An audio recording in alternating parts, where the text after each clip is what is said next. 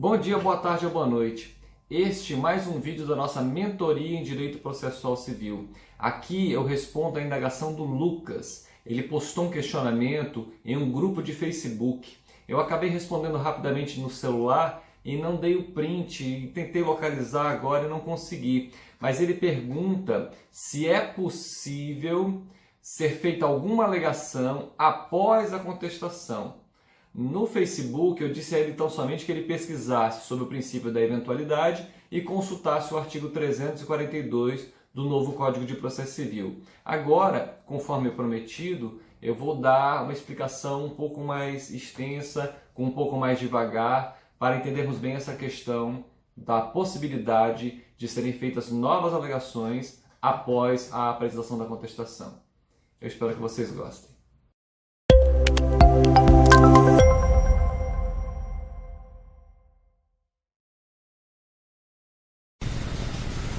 Muito que bem, meus diletos. Neste vídeo, nesta mentoria em Direito Processual Civil, eu vou tentar esclarecer a dúvida que o Lucas postou no Facebook, num grupo de Facebook. Eu falei aí na introdução, né, que eu não dei o print, eu respondi rapidamente no celular. Peço desculpas por não ter printado a questão e não sei nem qual o grupo do Facebook, mas enfim, lembro bem do questionamento. O questionamento era se poderiam ser feitas novas alegações após a apresentação da contestação. E eu lembro que eu li rapidamente, muita gente disse várias coisas que, perdoem, mas não tinha nada a ver, enfim. E aí, para dar uma luz para o Lucas, eu apenas coloquei que ele pesquisasse o princípio da eventualidade e olhasse a redação do artigo 342. Então, vamos falar melhor disso. Tem essa obra, gente, que é espetacular. Eu ainda não vi essa obra de acordo com o novo código, acho até que não existe. Até porque o saudoso Moacir Amaral Santos já faleceu. A princípio estavam atualizando a obra dele, mas realmente, infelizmente, ele não viveu para ver o novo código, né? Mas tem muita coisa ainda da obra dele. Essa aqui, por exemplo, claro, está de acordo com o código de 1973, mas tem muita coisa que ainda dá para ser aproveitada. Então, quando eu respondi essa questão do Lucas, logo me veio à cabeça a obra do Moacir Amaral Santos. Quando eu disse para ele, pesquise o princípio da eventualidade, eu pensei que era com meus botões. Tomara que ele tenha acesso à obra do Moacir Amaral Santos, que certamente ele vai encontrar uma explicação muito boa. Então, veja, eu separei aqui do volume 2 da obra do Moacir Amaral Santos, da editora Saraiva, lembrando essa obra de acordo com o código revogado, tá? O código de 73. Então, na página 213, olha o que ele fala com relação ao princípio da eventualidade. Depois vocês deem um print, leiam com calma, eu vou ver só esse primeiro parágrafo aqui com vocês, tá? Para não cansá-los aqui também com a leitura. Então diz o Moacir Amaral Santos, saudoso Moacir Amaral Santos. No sistema brasileiro, a contestação é instrumento formal, normal, da defesa do réu. E o é porque, conforme o Código de Processo Civil, toda a defesa do réu, a não ser as referentes às exceções do 304, e, por exemplo, exceção de suspeição, por exemplo, né? Lembrando que isso aqui é o Código de 73, tá? Aliás, eu estou com ele aberto aqui, vamos ver o 304. 303, 304, ó. É lícito a qualquer das partes da primeira exceção, incompetência, impedimento, suspeição. Código de 73, eu vou já mostrar a relevância do 303. Bem, as defesas incidentes deverá ser alegada na contestação. A que não o for, isso é o que acontece na grande maioria das vezes, tá?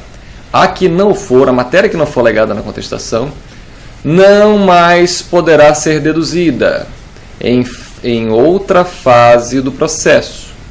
Essa é a síntese do princípio da eventualidade. Toda matéria de defesa tem que ser arguida na contestação. Aliás, vocês, quem está acostumado aqui com o meu canal, já sabe que eu não tenho como fugir do barulhinho da chuva, né? Vocês viram, eu fui começar o vídeo e começou a chover. Mas, enfim, me perdoe, realmente não tenho como fugir, que aqui atrás dessa persiana tem uma janela e uma espécie de jardim de inverno, e aí a chuva cai aí, não tem como fugir. E como eu faço os vídeos aqui em Manaus, ou eu faço o vídeo com barulho de chuva, eu fico 6 meses sem fazer vídeo, porque o inverno amazônico é rigoroso, né? Nosso inverno não tem frio, tem chuva, muita chuva. Então, com a contestação, dá-se a preclusão. Eu lembro de ter visto até alguém comentar lá no questionamento do Lucas, veja a preclusão, e tal. Eu tenho um vídeo postado no meu canal também sobre preclusão. Agora veja, nós vamos ver que tem algumas matérias que não são alcançadas pela preclusão, né? Mas isso aqui é o que acontece na maioria das vezes. Com a contestação, dá-se a preclusão das alegações que o réu poderia oferecer em sua defesa. Quer dizer que o Código adotou o princípio da concentração da defesa na contestação, o que, na lição de Alfredo Bussait, exige que toda a defesa do réu, salvo as exceções incidentes, como, por exemplo, nós vimos na lição de suspeição e de impedimento, seja alegada na contestação com caráter preclusivo, de modo que, transcorrido o prazo, não lhe seja mais lícito aduzi-las. Então, depois vocês prossigam na leitura, vão ver que o princípio da consideração do dever também é denominado princípio da eventualidade e tal. Leiam tudo, vai ser interessante para vocês. Mas, em síntese, de acordo com o princípio da eventualidade, toda matéria de defesa tem que ser alegada na contestação sob pena de preclusão. Muito bem. E aí o questionamento. Tá, mas poderia ser feita alguma alegação após a contestação? Vejam ainda o que diz Moacir Amaral Santos, na mesma obra, só que aqui na página 219. Depois vocês leiam com mais devagar, tá? Mas eu vou ver só essa parte inicial aqui para vocês. Ó. Defesas suscitáveis posteriormente à contestação. Então pode acontecer. Excepcionalmente, algumas matérias podem ser alegadas após a contestação. E vocês vão ver, claro, aqui ele está comentando a redação do Código de 73, mas eu vou mostrar para vocês como é semelhante a redação do revogado 303 com a redação do atual 342 do novo Código, né? Então, diz Moacir Amaral Santos. Dissemos que o princípio da eventualidade, vê o número 460, a gente acabou de ver, né? Em dadas circunstâncias, sofre restrições, verificadas as quais certas defesas podem ser suscitadas posteriormente à contestação. Ah, eu posso alegar qualquer coisa depois da contestação? Não. Pelo contrário. A maioria das alegações, tudo que poderia ter sido alegado antes, deve ter sido alegado na contestação. Tá? Isso é o ideal. Agora nós vamos ver que há situações excepcionais, que envolvem questões de ordem pública, por exemplo, que podem ser suscitadas a qualquer tempo, em qualquer grau de jurisdição, podem até ser reconhecidas de ofício, né? Por exemplo. Então, tomando por modelo a lei portuguesa, a lei processual portuguesa vigente lá na época do Código de 73, né? Não sei se ainda é assim em Portugal. Dispõe o artigo 303 do Código de Processo Civil, Código de 73. Olha lá, aí aspas, né? Redação do Código. Depois da contestação, só é lícito, só nessas situações, deduzir novas alegações quando? Aí, 1. Relativas a direito superveniente. Nós vamos dizer que isso aqui mudou um pouquinho no 342, né? 2. Competir ao reconhecer delas de ofício. 3. Por expressa autorização legal poderem ser formuladas em qualquer tempo e juízo. Isso aqui sofreu uma pequena alteração, tá?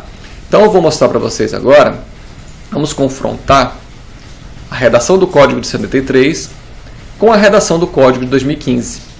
Então, olha o que diz o 303 do Código Revogado. Depois da contestação, só é lícito deduzir novas alegações quando? Então, igual ao caput do atual 342, né? Igual. Depois da contestação, só é lícito deduzir novas alegações quando? Mesma coisa. 1.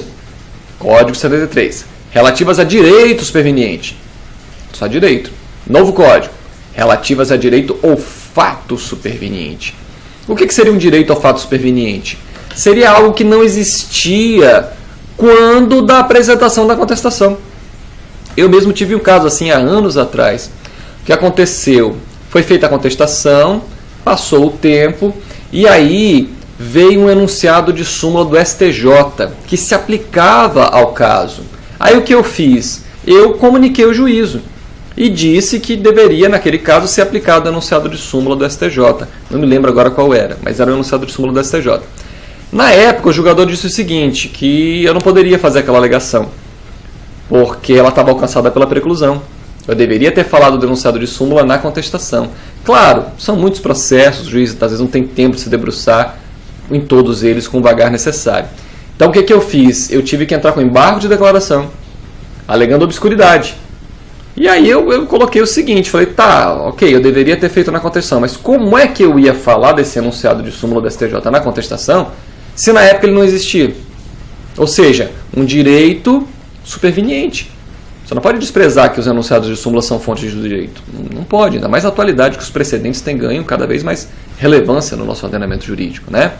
E aí foi acolhido os embargos, foi aceito o enunciado de súmula. Claro, o magistrado não deve ter percebido que eu estava me referindo a um enunciado de súmula novo, né?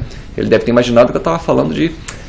E assim, por ser questão de direito, acho até que deveria ter sido levado em consideração de qualquer modo. Mas enfim, na época eu entrei com embargos de declaração alegando que era um direito superveniente. Então, o novo código agora fala de relativas a direito ou fato superveniente. O fato superveniente é aquele que acontece posteriormente. O réu apresentou a contestação. Acontece algo, claro, de relevante para a causa e que deve ser levado em consideração. Já tive um caso semelhante também, em que na época da contestação havia um defeito num veículo que não podia ser consertado, algo no chassi. E eis que durante o processamento do feito, não é que inventaram uma máquina? Inventaram uma máquina, ou pelo menos trouxeram para Manaus essa máquina, talvez ela já existisse, mas não tinha aqui na época. Mas eu sei que trouxeram para Manaus uma máquina que desempenava o chassi. Chassi? Acho que é o chassi. Enfim, a estrutura do carro. E aí esse é o fato novo superveniente que foi comunicado e foi levado em consideração pelo juízo. Então, fato novo superveniente, aquele que acontece depois do momento em que se apresentou a contestação e, claro, tem relevância no julgamento da causa. 2 no Código de 73. Competir ao juiz conhecer delas de ofício. Aí ficou igual, né? Competir ao juiz conhecer delas de ofício. Então, tem várias matérias que o juiz deve conhecer de ofício. Quer ver alguns exemplos? Vamos aqui no novo Código de Processo Civil. Vejamos o que diz o artigo 337. Olha o que diz o 337. Ele fala das matérias que devem ser alegadas em preliminar na contestação. Então, diz o caput do 337. Incumbe ao réu, antes de discutir o mérito, alegar. Aí ele enumera várias matérias, ó. Inexistência ou nulidade de citação, incompetência absoluta ou relativa, incorreção do valor da causa, ineptitude da inicial, perempção, litispendi, coisa julgada, etc. Agora, olha que interessante. O parágrafo 5º. Excetuadas a convenção de arbitragem. Então, convenção de arbitragem o juiz não pode reconhecer de ofício. Tá? Por quê? Porque se foi proposta a ação, significa que o autor não quer resolver o problema dele via arbitragem. Né? Se o réu, na sua contestação, não alegar em preliminar a convenção de arbitragem, ele abriu mão da arbitragem também. Então, o juiz não deve se pronunciar de ofício a respeito disso. Ele deve ser provocado, porque a jurisdição estatal ela é regra. Então, se o autor propôs ação, ele não quer arbitragem. Se o réu se iniciou, ele também abre mão da arbitragem. As partes não podem ser obrigadas a ir para a arbitragem. Ambas têm que querer, ou pelo menos o réu aqui suscitar em preliminar da contestação a existência da convenção de arbitragem. Por isso que o juiz não pode conhecer de ofício. Então, excetuadas a convenção de arbitragem e a incompetência relativa. Por que incompetência relativa? Porque ela está passiva de prorrogação. Né? Se ela não for arguída no momento oportuno, vai se prorrogar a competência. E o juízo que não era competente passa a ser. Claro que isso só vai acontecer com a incompetência relativa, com absoluto isso não acontece. Né? Então, olha lá, o juiz conhecerá de ofício todas as matérias enumeradas nesse artigo. Então, com exceção da convenção de arbitragem e incompetência relativa, todas as demais enumeradas aqui nos incisos do artigo 337, o juiz pode conhecer de ofício. Perempção, litispendi, coisa julgada, conexão, etc. Tudo. Então, voltando lá para a redação do 342, nós temos aí excelentes exemplos, né? Competir ao juiz conhecer delas de ofício. Então, qualquer uma daquelas matérias enumeradas no 337, exceto convenção de arbitragem, exceto incompetência relativa, elas podem ser matérias alegadas após a contestação. Por quê? Porque delas o juiz deve conhecer de ofício. Né? Excelentes exemplos. E aí o inciso 3 no Código de 73, por expressa autorização legal, puderem ser formuladas em qualquer tempo e juízo. Aí sofre uma pequena alteração aqui no novo código. Ó. Por expressa autorização legal, puderem ser formuladas em qualquer tempo e grau de jurisdição. Vamos dar um exemplo? Vamos lá ao artigo 64, novo Código de Processo Civil. Diz o artigo 64.